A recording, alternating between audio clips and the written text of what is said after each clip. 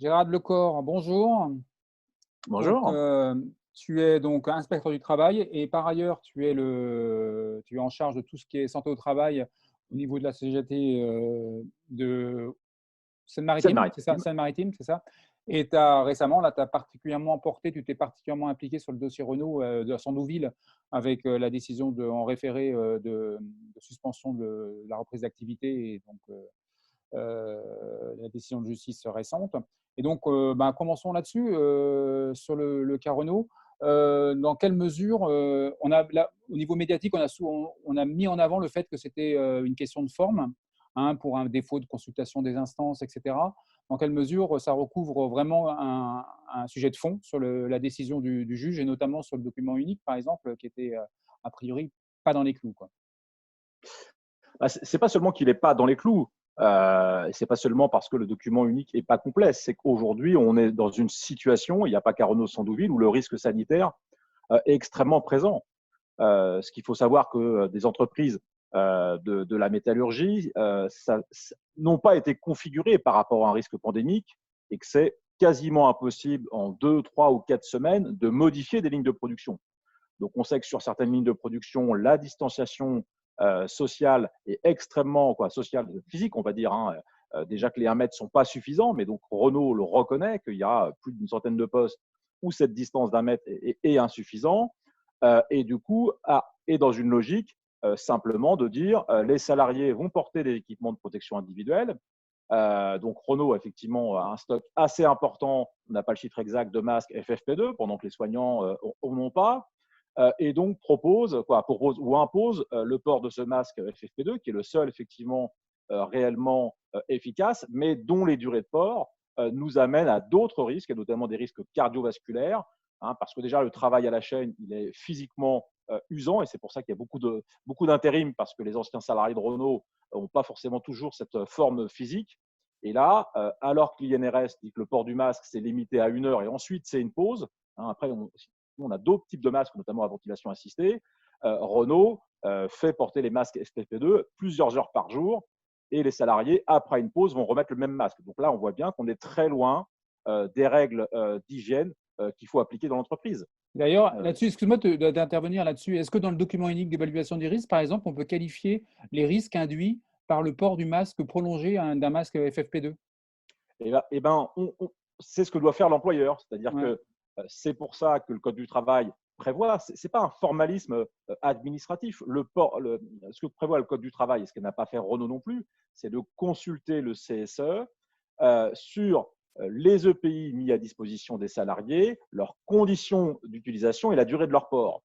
Donc, sur la durée du port, là, il y a un vrai souci. En plus, on est sur des FFP2 sans valve, donc qui demandent un effort à l'inspiration et un effort à l'expiration, hein, alors qu'il y a d'autres masques qui sont différents. Mais on est aussi sur l'accumulation. Par exemple, le problème de la buée pour les porteurs de lunettes, hein, on voit que c'est un problème. Et donc, si les salariés ont de la buée dans leurs lunettes, ça nous amène encore à d'autres facteurs de risque qui peuvent être des chutes de plein pied, des chocs, etc. Et donc, il faut que dans son évaluation des risques, on regarde comment les équipements sont compatibles entre eux et qu'on regarde l'ensemble des risques. C'est-à-dire qu'il faut en même temps se focaliser sur le risque Covid, mais il faut en même temps intégrer toutes les autres risques qui existent dans l'industrie. Je prends juste un exemple. C'est vrai à Renault, c'est vrai dans l'industrie chimique. Hein, c'est beaucoup d'escaliers avec des rambardes, et notamment par exemple, dans l'industrie chimique, c'est des kilomètres et des kilomètres de rambardes et de garde-corps.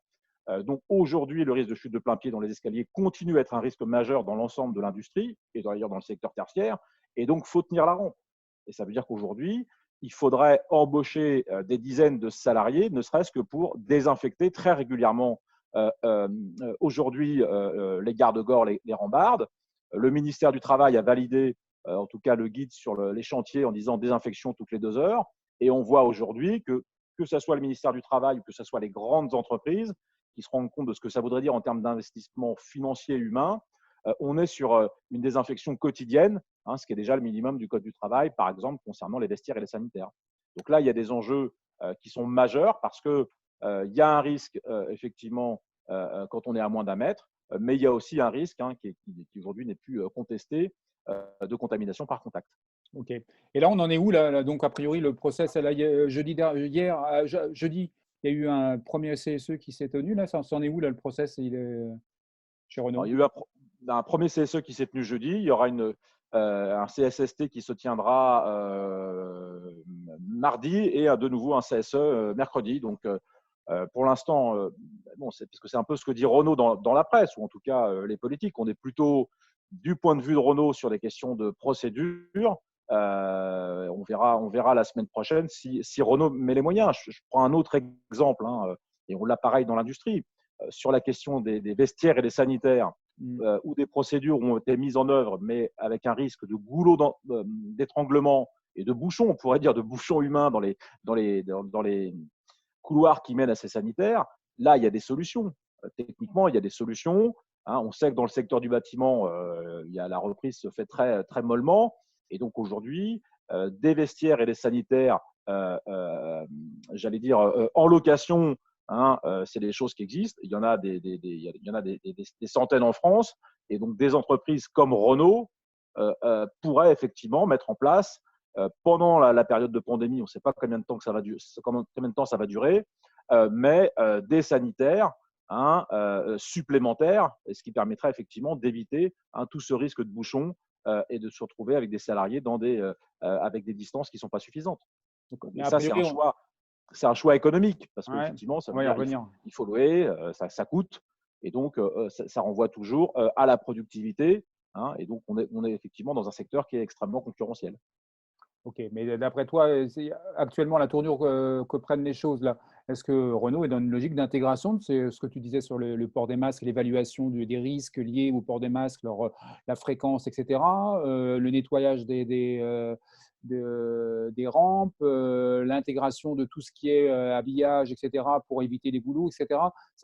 Actuellement, c'est vraiment ils sont en train de bosser là-dessus? Mais écoute, on aura plutôt les éléments à la commission santé sécurité de mardi. Bon, Renault, c'est pas forcément simple, puisque d'un côté, ils veulent reprendre le plus tôt possible, et tout le monde espère qu'on puisse reprendre le plus tôt possible. Ça veut dire qu'on ait des vraies conditions sanitaires protectrices. De l'autre côté, ils font appel de la décision à la cour d'appel.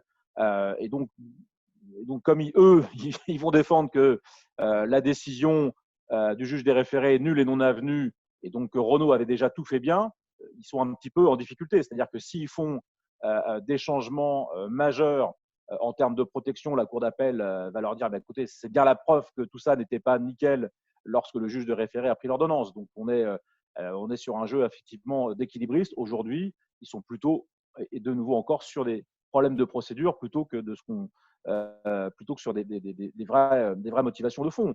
Tout le monde va suivre cette affaire. Cette affaire, effectivement, elle a un retentissement national, d'ailleurs plutôt parce que Monsieur Le Maire et Madame Pénicaud ont fait des commentaires scandaleux sur une décision de justice disons-le ici, qui ne fait que demander le respect du Code du travail.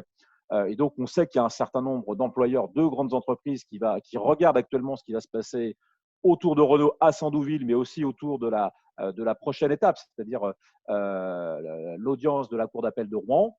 Et donc, en tout cas, pour ce qui nous concerne, la CGT, on sera vigilant prioritairement sur la question du risque sanitaire, mais évidemment sur le reste, c'est-à-dire aujourd'hui les règles de consultation. Mais on a la même chose, par exemple, on parle au ministère du Travail, je suis secrétaire du CHSC du ministère du Travail. Le ministère du Travail s'assoit sur les règles des représentants du personnel et ne veut consulter aucun CHSCT, hein, sur les mesures qui sont prises en déconfinement ou sur les masques qu'on peut avoir à disposition. On a par exemple montré il y a quelques jours que les masques fournis au ministère du Travail pour les agents de l'inspection du travail, hein, c'était quand même, là je crois que ça bat des records, c'était quand même marqué sur les pochettes, masques qui ne protègent pas du virus, quoi. Bon, et c'est ça qu'on nous propose pour aller faire du contrôle dans des situations avec des risques Covid. Et donc aujourd'hui, l'enjeu, il est loin de se limiter à Sandouville. Il y a effectivement la nécessité, je crois qu'on a tous envie de retourner au boulot, hein. Je crois qu'il n'y a personne ici dans les rangs de la CGT qui a envie de se la couler douce à la maison. Je crois que tout le monde a envie de retourner au boulot, d'aller voir les collègues, etc. La question, c'est, on pourrait dire, l'équilibre entre la question du risque sanitaire et la question de la production. Bon. Et on a malheureusement ce recul, ce n'est pas nouveau ces questions-là. On a eu, ça fait entre 1905 et 1997 sur la question de l'amiante. Alors, pas tout le temps, avec différentes phases et différentes bagarres, On se rappelle la question de l'amiante avec les mêmes discussions, c'est-à-dire des scientifiques et le ministère du Travail qui était au courant dès 1905 des risques des fibres d'amiante, d'autres scientifiques, notamment financés par le patronat, qui minimisaient les risques d'amiante liés à l'amiante. Et puis, on a eu, à travers les organisations syndicales, CGT y compris, des représentants de structures syndicales, certains qui ont mené la bagarre pour l'interdiction de l'amiante pure et dure au constat des dégâts, et d'autres représentants qui ont été plutôt dans une logique de compromis avec le patronat sur il est possible de produire avec de l'amiante dans certaines conditions sanitaires, etc. Donc aujourd'hui, on a à peu près le même débat. Le débat traverse aussi la CGT. Il ne faut pas croire que dans la CGT, tout le monde a cette même vision sur les impératifs sanitaires. C'est des débats techniques compliqués sur les masques, sur la désinfection, sur la distance d'1 mètre. Je le dis aujourd'hui, mais la distance d'1 mètre, le gouvernement est infichu de nous donner aucun rapport scientifique sur le fait que ça soit suffisant. C'est 2 mètres aux États-Unis, 2 mètres en Suisse. Il y a des publications scientifiques sur le risque aérosol. Donc, il y a toutes ces questions-là qui sont loin d'être simples. Et aujourd'hui, nous, ce qu'on essaye de faire, c'est de continuer à former nos équipes militantes, pas pour faire le droit de retrait à tout prix, pas pour appeler à la grève à tout prix, mais pour dire aujourd'hui, on est dans une relation de subordination et les obligations de l'employeur que certains veulent remettre en cause aujourd'hui, c'est quand même une obligation de sécurité et qui, pour nous, reste de résultat. Et donc, il ne faut pas que les travailleurs soient de la chair à patron. Ok. C'est un peu l'enjeu de la période. Alors, tu l'as abordé tout à l'heure déjà. Enfin, et si on peut revenir là-dessus, c'est un point qui est en toile de fond qui apparaît. C'est l'histoire de le décalage entre la théorie, les textes en matière de santé au travail, de prévention, les textes, et leur application réelle sur le terrain. Et le décalage qu'il y a, et comment toi, en tant qu'expert du travail, de façon, là, on dépasse Renaud, et tu as commencé à le faire avec l'amiante, et l'amiante est un bon sujet là-dessus. Dans quelle mesure les process pour éviter d'exposer des salariés à l'amiante dans certaines entreprises de contrôle, notamment, etc., Non, vas-y. ouais, sont difficilement, voire pas applicables dans les entreprises au regard de leurs impératifs, entre guillemets, économiques et la concurrence qu'il y a sur ces marchés-là. Une boîte qui appliquerait à la lettre les process en matière d'amiante, elle ne tiendrait pas longtemps, quoi. Et c'est acté aussi par les syndicats dans les boîtes en question. Mais bien sûr, et puis on parlait de l'amiante, on peut faire un autre parallèle, puisque dans la région, on a eu effectivement ce qui s'est passé à Lubrizol. On voit bien qu'au-delà de Lubrizol, c'est dans toutes les entreprises Seveso où on a des pans entiers de la réglementation qui ne sont pas appliqués, alors notamment sur les aspects liés à la sous-traitance.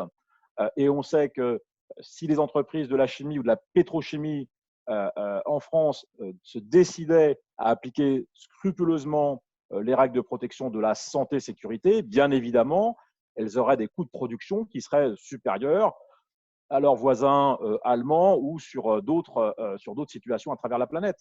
Et donc, on voit bien que cette bagarre sur la protection de la santé des travailleurs, il faut qu'elle se place, en tout cas, et c'est ce qui s'est passé sur l'amiante, on espère que ça se passera aussi sur la question du Covid, il faut qu'elle se passe de la même manière au niveau international.